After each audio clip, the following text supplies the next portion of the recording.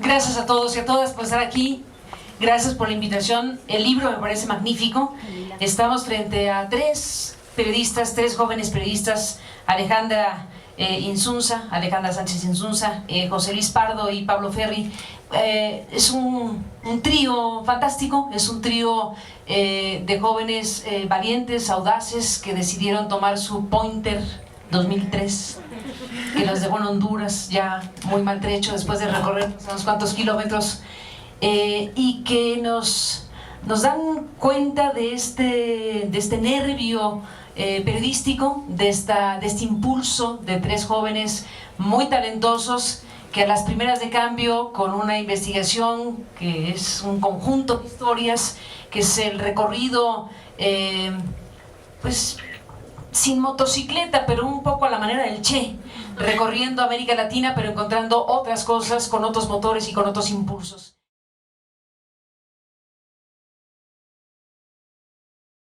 El trabajo de Alejandra, de José Luis y de Pablo es espléndido.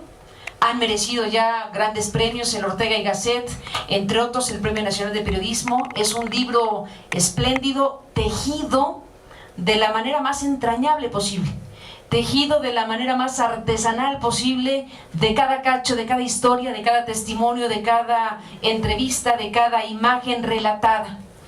Imágenes que nos van mostrando estas historias de la gente, llamémosle, por llamarle de alguna manera, común y corriente.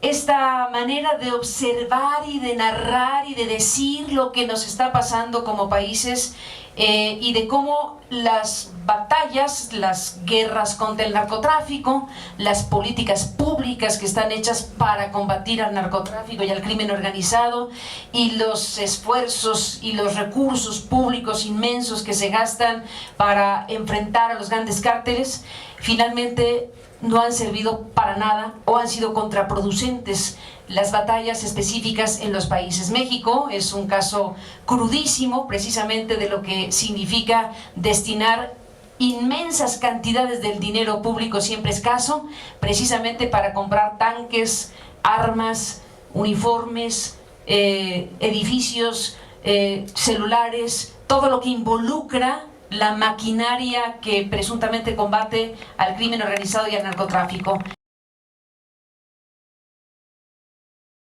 ¿Y qué ha sucedido al final de cuentas? ¿Cuáles son los logros, objetivos, medibles, reales para beneficio de las personas? Prácticamente ninguno. Todo ha sido, según este retrato y otros tantos que podemos tener de este tema, contraproducente. Los niveles de seguridad no han mejorado. En el caso mexicano, los cárteles de la droga no solo no se disminuyeron, sino se multiplicaron. Se pulverizó la presencia criminal, los fuertes se hicieron más fuertes y los débiles siguen ahí en cada una de las regiones del país, y esto no creo que sea muy distinto en otras regiones del continente. ¿Cuál ha sido la ganancia? ¿Cuál es el beneficio final de todo esto si se trata de hacer un mínimo balance? No es que el propósito del libro sea hacer un balance per se, pero al final es un balance. Al final es el conjunto de rostros, historias, imágenes, situaciones e información que nos hablan de un reto mayúsculo. ¿Qué demonios ha sucedido con este tema y qué efectos causa y está causando y seguirá causando en las personas en particular? Cuentan con un prólogo fantástico de un hombre como Roberto Saviano, que, como sabemos, ha investigado y tiene publicaciones muy relevantes como 000, recientemente hablando de la cocaína. Hay puntos de conexión y de coincidencia muy importantes con el tema de Saviano, además del prólogo mismo, esta ruta de la cocaína, esta ruta de lo que significa precisamente este gran motor del sistema capitalista para efectos prácticos, o del capitalismo moderno. Saviano contribuye con sus reflexiones y su información a este libro, pues hablando de la cocaína como este ingrediente indisociable ya de una dinámica de las sociedades y de millones de personas en el planeta. Aquí, entre otras cosas, además de hablar de eso, de esa manera, se habla de los efectos en las personas, como insisto. hay un propósito fundamental de ir al rostro, a la historia, a la vida de las personas y a tratar de arrancar qué significa todo esto para cada una de las personas, de las millones de personas que evidentemente de una y mil maneras están involucradas con el tema del narcotráfico, del consumo, del tráfico, de la narcocultura, de todo lo que involucra precisamente esto que han llamado Narcoamérica. Hay estampas que son sacudidoras, hay escenas, historias que nos llevan a las localidades bolivianas, chilenas, como personas que le llamamos aquí mulas, ¿no? Como personas que transportan dentro del cuerpo o cápsulas o pequeños huevos o cosas que se introducen en el organismo para traficar cocaína o para traficar droga, pues acaban presas, acaban encarceladas cuando eso sucede, y cómo se destrozan vidas y vidas destrozadas, vidas y vidas aniquiladas, precisamente por esta ecuación miseria, pobreza, utilización de las personas para el tráfico de cocaína y de drogas en general. Está la narración que hacen los colegas periodistas José Luis, Alejandra y Pablo, por ejemplo, cuando estas personas de los pueblos del altiplano boliviano, cómo finalmente son enganchadas para llevar a cabo estas tareas, cómo se introducen en sus cuerpos estos huevos que caben 700, 800 gramos de cocaína, y cómo eso al final de cuentas puede llegar o no al destino y al mercado de estos estupefacientes. Cuando los atrapan, pues acaban ahí, en las cárceles chilenas, en donde acaba el tránsito interrumpido, y cómo estas personas, al final de cuentas, en su pobreza, en su indefensión, son el eslabón más débil, más frágil, más vulnerable, más desechable de una maquinaria que es una devoradora criminal. Estamos hablando de un retrato crudísimo también de cuando recorrieron las favelas brasileñas, estas imágenes de gente consumiendo droga permanentemente horas y horas, y al final de cuentas aniquilando su propia dosis de neuronas que cada quien trae cargando en la vida. Esta manera de decir ya en puntos extremos, ni siquiera hay punto de conexión para hablar o para comunicarse o para encontrar un diálogo entre humanos, porque el grado de aniquilamiento cuando se llegan a situaciones de alto consumo, pues simple y llanamente hace imposible el rescate mínimamente de las personas. La violencia, que por supuesto es el gran componente de un gran retrato como este del continente, acaba mostrando precisamente la gran desesperanza, el desaliento, la desazón que causa ver a los sicarios niños, sicarios jóvenes, sicarios adolescentes, sicarios que acaban absolutamente cegados de humanidad y que pueden matar a 1, a 10 o a 20, y que acaba aniquilada la humanidad precisamente de estos humanos.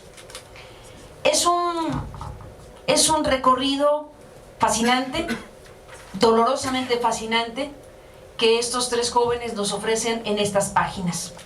Estamos hablando de un recorrido por tantos países, tanto tiempo invertido felizmente de sus vidas para poder transmitirnos a través de estas páginas y a través de los reportajes que fueron entregando en el camino, cómo hicieron de su vehículo automotor pues una redacción, cómo hicieron de esto un lugar de trabajo, de vida, un lugar en donde recorrieron los mejores y los peores momentos que pueden envolver la vida de estos tres jóvenes, a quienes yo felicito enormemente por su decisión, por su desempeño, por su inteligencia, por su valor, por lo que representa que tres jóvenes pues se lancen así al recorrido amplio, al vivir el tiempo sin relojes o con relojes distintos, a bien pasarla y mal pasarla según el momento que les tocó vivir. Es este libro el compendio, el resultado de una determinación de estos tres periodistas hechos y derechos que por su edad tienen un mundo eterno por vivir y una gran tarea por realizar, que nos están mostrando la dimensión de una problemática compartida, la dimensión de un asunto, como decía yo hace un momento, inabarcable. Narcoamérica nos habla de que estamos hablando de un continente marcado, hilado, inyectado por el asunto del narcotráfico y de la delincuencia organizada. ¿Qué vamos a hacer con todo esto? Es un desafío monumental. ¿Qué vamos a hacer como personas, como ciudadanos, como países, como gobiernos, como gente que formamos parte de este enorme continente? El reto es mayúsculo. Desde luego se abren todas las ventanas para oxigenar y alentar el debate y la discusión sobre la despenalización, sobre los caminos alternativos, sobre lo que cada quien pudiera imaginar, pero desde luego que hay algo por hacer, y grande, después de un retrato de estas dimensiones. Yo felicito enormemente a Alejandra, a José Luis y a Pablo por este trabajo. A Pablo en particular hay que destacar también que, además de esta contribución enorme, Pablo, junto con el equipo de periodistas que publicó recientemente una investigación muy importante sobre Tlatlaya, nos da cuenta de lo que significa, como digo, este impulso permanente por lo periodístico. Debemos agradecerle a Pablo Ferri, además de todo lo demás, esta decisión de no conformarse con el boletín, y nunca mejor dicho, en este caso de Tlatlaya, de lo que los periodistas nos conformamos indebidamente en su momento cuando nos hablaron de un enfrentamiento en una pequeña localidad, en una bodega de un lugar que se llama Tlatlaya, y nos tragamos enteritos un comunicado que no se sostenía con una mínima revisión, que después fue una máxima revisión.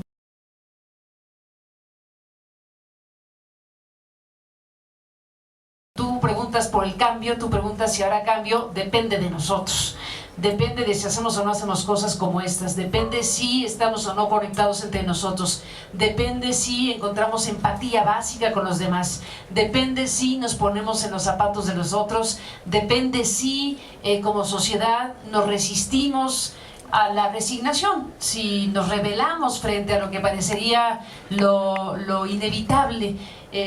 Esto creo que nos da un buen botón de muestra de que en el caso de México la sociedad está viva. Aquí hay algo palpitante, aquí hay gente, jóvenes, mujeres, hombres, personas, estudiantes, trabajadores, cada quien sabrá su biografía y su historia, pero que nos juntemos hoy aquí, yo digo que es una buena noticia, una gran noticia.